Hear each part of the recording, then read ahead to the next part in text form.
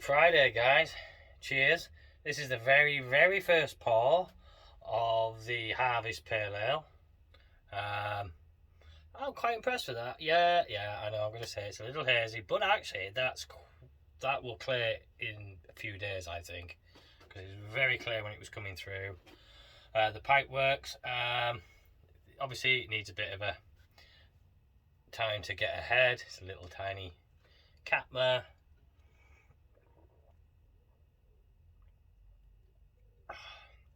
But there's a start of a good bit of lacing happening already. It's nice and chilled. It came out at 4 degrees, so it's just gone in to the keys at 5 degrees. So a nice chilled beer. I tend to have them really chilled. I like chilled beer, so I'm loving it all over. Yeah, it looks good taste wise.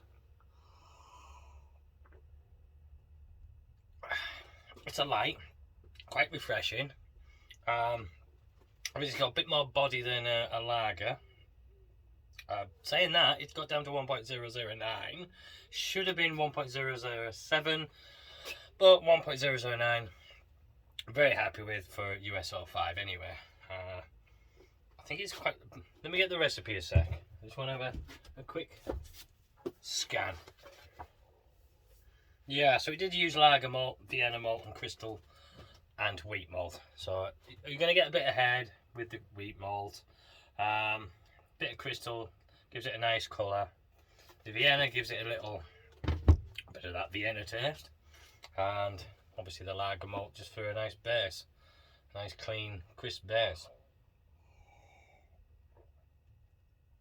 The hops, it's not very bitter, but it's not sweet. It's well balanced again. Can I notice any characteristics? Slight bit of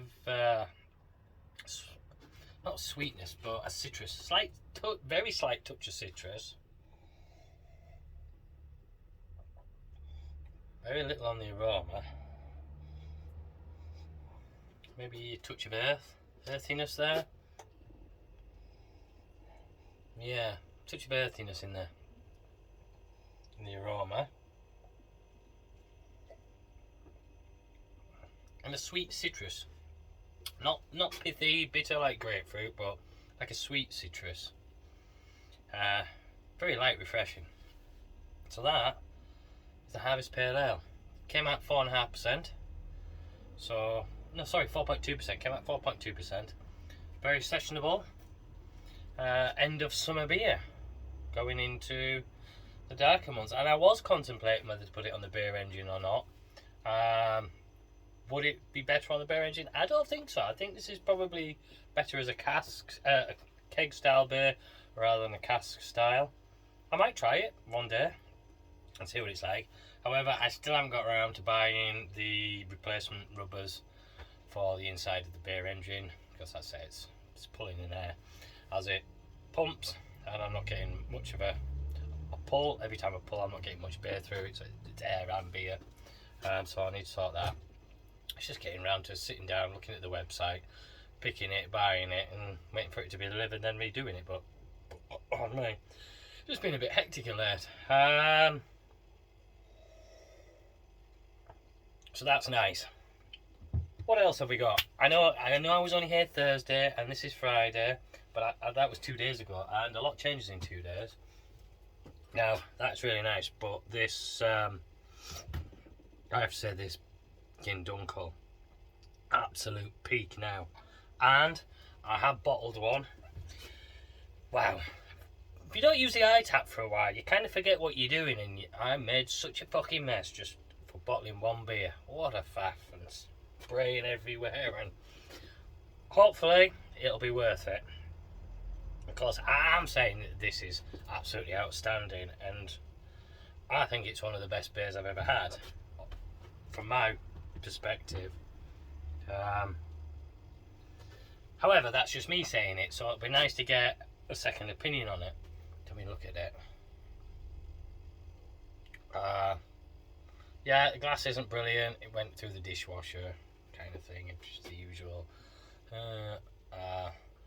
It's got such a colour on it. And look at that cap. That's going nowhere, that caramel cap.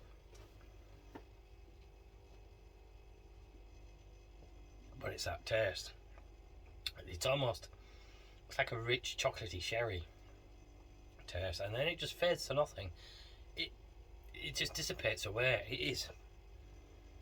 You think you get, like I said the other day, it's almost like you feel you're going to get a double, or like a rich old ale. It isn't at all. It's so clean, finish wise. The aroma's fantastic. It's all sort of hedgerow fruits, the brambles and such. It is. Oh, raspberries even. Little waft across your nose, and it's just like, oh, that's beautiful. And then the flavour, dip in with the flavour, and it's just like, oh yeah. And then it cleans away. Dry, clean finish. Leaving you ready for the next one. Absolutely outstanding. So, Rick, I hope you enjoy it. I have bottled it. It was a real pain in the ass to do so, only on my side because I totally forgot how to use a fucking iTab. At one point, I'm trying to take the bottle off, thinking, well, press this red button, I'm sure. Tighten this so there's no gas getting in, and it's spraying everywhere. What's going on? Oh yeah, I left the tap open still. Yeah. I need to do more bottling, I guess. I do really need to send some out. There's so many people I owe beers to that over the years have sent me beers, and I haven't replied back to them with beers. I just never got around to it, never had the beer I liked.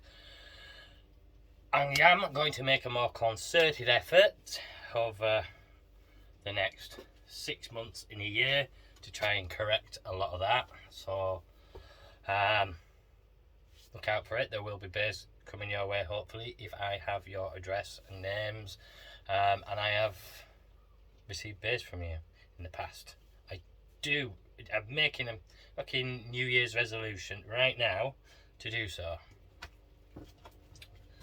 Because I have been very remiss in it. Very remiss. I don't think I've sent anyone any beer for 2-3 years now. That's bad, isn't it? That's poor. Poor play on my part, I know. And I feel very guilty for it. I have nothing in my defence other than I just keep drinking the fucking stuff and it's never there in time for it to be bottled.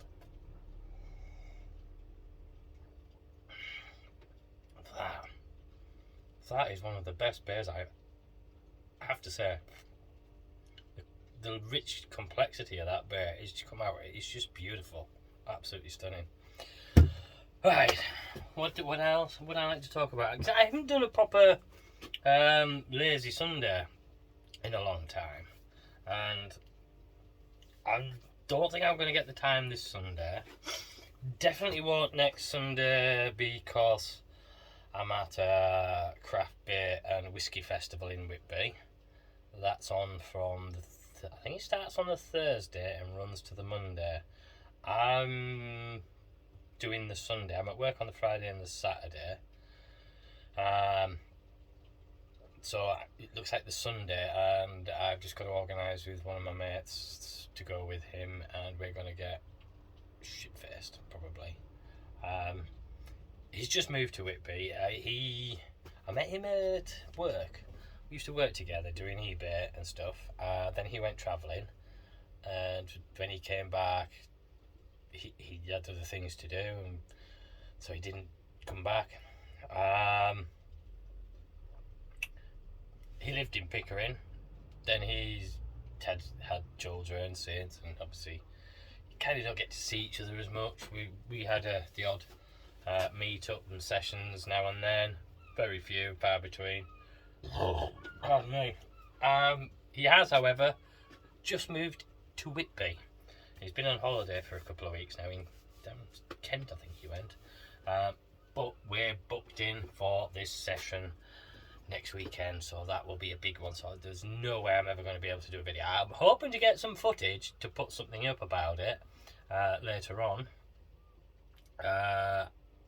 Bit more than the show. I did like Big Banana's idea of every hour trying to like take a little snapshot of what's going on, who's there and what's drinking and that. I thought that was brilliant. I like that idea, so I may be pinching that as best I can. However, that may only last for 2 hours, knowing my abilities with alcohol and cameras and such. So we'll see how it goes. So that should be a good sesh. So I thought I'll do one now. Now, the big event in our lives in this family at the minute was A-level results day yesterday for Dylan. He needed 3 A's to get into do his law at Worcester College, Oxford. However, he got 2 A's and a B, which would get him into Durham. However, Oxford have decided they're quite happy to have him anyway. Well, good luck with that, because I'm quite happy to get a shot of him for now. Hey, they can have him by all means. I'm going to drive him down there myself and drop him off, and they can have him. Yeah, so he's absolutely made up. Everyone, the family's like really excited for him. He's got into B law at Worcester College, Oxford, which apparently it's the #1 law school in the country and #2 in the world. The other being Harvard, and obviously he hadn't the opportunity to go to Harvard, but we'll see how he may want to do that in the future as like a graduate sort of study there. Who knows? Who knows where we go from here for him? Future's bright. The future's Oxford. So he's really happy. He's absolutely made up. He went out yesterday on the lash in York. Someone dumped him on our doorstep about 4 o'clock this morning. He's only just woken up now, and this is, what time is it now? 4:30, and he's just gone in the shower. So he's obviously had a good time. Yeah, so we're pretty chuffed for that one, I have to say. So that's 1 kid down, 1 to go. Although sadly I've got to wait at least another 11 years to get rid of Thomas. So anyway. And I want to also talk about Thirsty Thursday, when I did the 2 things I fucked up, 2 things I think I got right. And I wanted to add a 3rd fuck up. Now, this is for anyone just getting into beers or craft beers and brewing and that, and they think, oh, do you know what? I mean, look, I've got a glass like that. I've got a glass like that. I have a shelf full of glasses for different beers at different times and different ideas for different styles and that. One thing I say, never, ever, ever, ever, no matter how much you think it's a good idea, never buy these fucking things. They come in different styles. These are, I mean, I don't know why I did that. I actually dared to flick it. These things are very expensive, crystal glass, and they're paper thin. I mean, look at the dust on that thing. Look at the state of that one. I have never used this in, I don't think I've ever used that one. That's supposed to be, I think, the stout glass. And the Spiegelbraus. Do not buy Spiegelbrau glasses.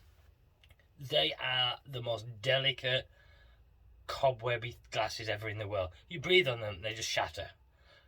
You put water, liquid in them, they'll shatter. They're awful, absolutely awful. And absolutely everyone I know, got into craft beer, started brewing, bought a lot of those glasses, and has regretted every second of having them. So as an addendum to my list, I want to add those because they are looking awful. I still have, that, which is the stout one, I think it is. I still have a couple up there. I have a couple of the, I think I have 2 left. 2 left of the pale ale ones. Let me just see if I can dare to move it to show you. Ooh, that touched another glass. Yeah. These ones, everybody wanted them at one point. They're awful, absolutely disastrous things to have. Yeah, don't ever buy them. You've been warned. Now, a proper glass, like heavy duty glass, yeah, great. And I do like my glasses. I do like having a few glasses. However bad they are, I do love that glass for barrel-aged whiskey stouts and stuff. I do like them. Yeah, so I just wanted to get that one out of the way. Anything else really to discuss? And me, yeah, I'm gonna get cleaned up. Here, I've now taken off the and me. Obviously now I've kegged the beer. I'm not really sure whether to leave the yeast cake as it is. Now, I might leave it on the glycol and keep it about 6 degrees because I don't want to risk it getting too warm in here and souring while I wait till I can brew again, because I can't brew. I probably won't be able to brew now till Thursday, and it's Friday today, and that's a long time for a liquid in yeast and stuff with a bit of air being able to get to it at the top.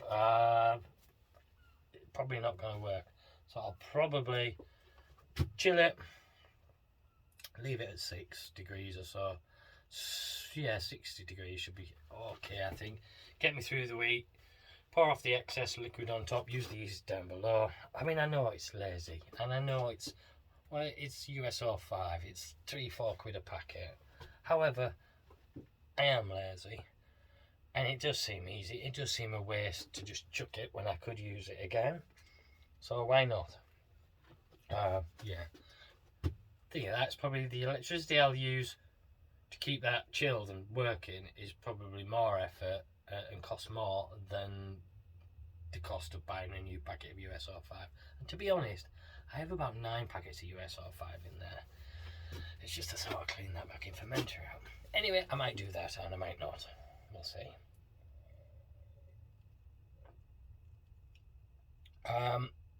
As far as this goes, I think this might be nice sessionable. It will not be as amazing as that. If you've got the Dunkel recipe, if you've got this, and you've got some Nova Lager yeast, fucking make this. Absolutely banging. And you do not need chocolate wheat malt. I've done this with chocolate malt and wheat malt. Whether it's as good as this using chocolate wheat malt, I don't know, because this is absolutely outstanding. It's probably one of the best beers I've ever made, if not the best. I'd say that's better than Mango Lassie IPA. I really would. Just for overall balance, flavour, and it's a beer. Yes, I will never let you forget this big banana, that my Mango Lassie IPA lost out for Beer of the Year because you disqualified it under the terms of it wasn't really a beer because it had fruit in it. Yeah. It still kills me today. It gets me here, right here. I'm broken. I've never recovered fully. I mean, I've had therapy and spoke to people about it, but right here.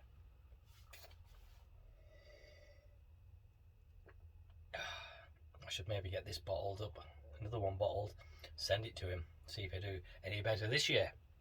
We'll see. I think that's pretty much it for a Friday. We're nearly at 20 minutes. If you've been having a few beers yourself this evening whilst watching this, cheers. Cheers, my dears.